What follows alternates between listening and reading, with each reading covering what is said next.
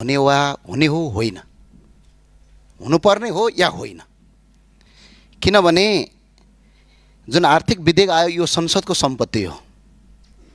त्यो संसदको सम्पत्ति अर्थमन्त्रीज्यूले संसदमा पेशै नगरी भकाभक चेन्ज गर्नुहुन्छ कसको स्वार्थमा? र अर्को सबभन्दा ठुलो कुरा सम्माननीय सभामुखज्यू, यो देश चाहिँ गाउँका किसान, मजदुर र सामान्य नागरिकले बिगारेका होइनन्। देशलाई कमजोर बनाउने काम चाहिँ सत्ता र शक्तिमा पुगेका तर इमानदार नभएका र जवाबदेही नसक्ने मान्छेहरूले नै आजसम्म यो देश बर्बाद पारेका हुन्। आज म भन्न चाहन्छु, करका दर हेरफेर गर्ने, करका दर नियम गर्ने नियममा अहिले धेरै यहाँ अर्थमन्त्री भइसक्नु भएको मान्छे पनि हुनुहुन्छ। कसलाई थाहा हुन्छ? नेपाल सरकारका सचिवलाई पनि थाहा हुँदैन त्यो कुरा। त्यो सीमित अर्थमन्त्री र अर्थमन्त्रीज्यूले स्वीकृत गरेका व्यक्ति बाहेक अरूलाई थाहा हुँदैन। तर आज सूचना लिक भएर 753वटा गाडी केरला नाकाबाट भित्रिन्छ, 14 गते भन्सार पास गरिन्छ, 20 गते गाडी आउँछन्। अनि यो कन्फ्लिक्ट अफ इन्ट्रेस्ट नभएर यो चुहावट चाहिँ कसले गर्यो? अनि सरकारले छानबिन समिति बनाउँछ, बडा गजबको। आफै छानबिन समिति बनाउने अनि कर्मचारीलाई डाम्नेतिर जान्छ।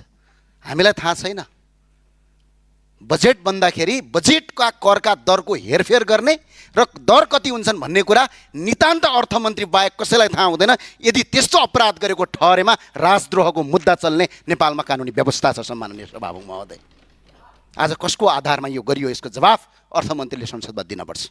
र सम्माननीय सभामुख महोदय, करका नीति मात्र होइन, संसदको सम्पत्तिमाथि चलाइएको छ। र अर्को विषयवस्तुमा प्रवेश गरेँ। यहाँ शिक्षा मन्त्रीज्यू हुनुहुन्छ भने भनिदिनु होला, यो पहिला एउटा आउने गर्थ्यो आदेशमाथि आदेश, परमादेशमाथि परमादेश। अहिलेको सरकारले पनि आदेश दियो, फी लिनु हुँदैन भर्ना फी भनेर।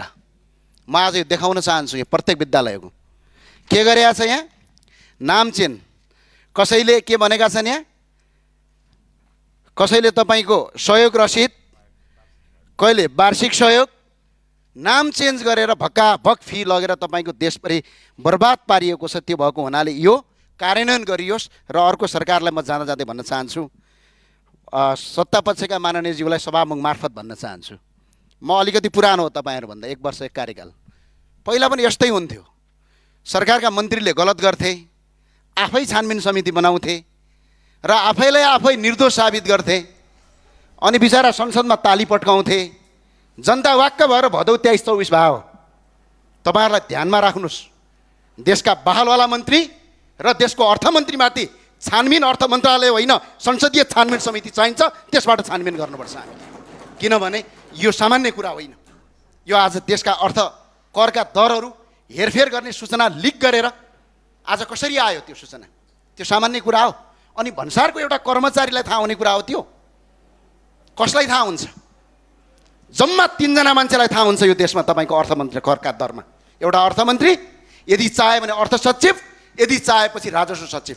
यदि अर्थमन्त्रीले अनुमति दिनुभयो भने कसरी सूचना लिक भयो? यो ठुलो अपराध हो र सुशासनको आँटमा बनेको सरकार हो यो सरकार। र अहिले सरकारको जुन 182 सिट आएको छ, 181-82, तपाईँ हामीले कुनै काम गरिरहेको होइन। जनता वाक्क भएर सुशासन हुन्छ भनेर आएका हुन्। अहिले कुशासनको बाटोतिर नलाग्नुहोस्, म तपाईँलाई अपिल गर्न चाहन्छु। त्यही भए हुनाले सम्माननीय सभामुखज्यू, मन्त्रीमाथि छानबिन हुन्छ, पूर्व मन्त्रीमाथि आफै छानबिन गर्ने, आफै निर्दोष हो भन्ने, संसदीय छानबिन गरौँ न।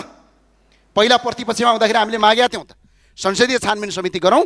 अर्थमन्त्रीमाथि नितान्त छानबिन हुनुपर्छ। यो राजद्रोह, यस्तो गर्न पाइँदैन सम्माननीय सभामुखज्यू। म त्यही अपिल गर्न चाहन्छु। हस्, धन्यवाद।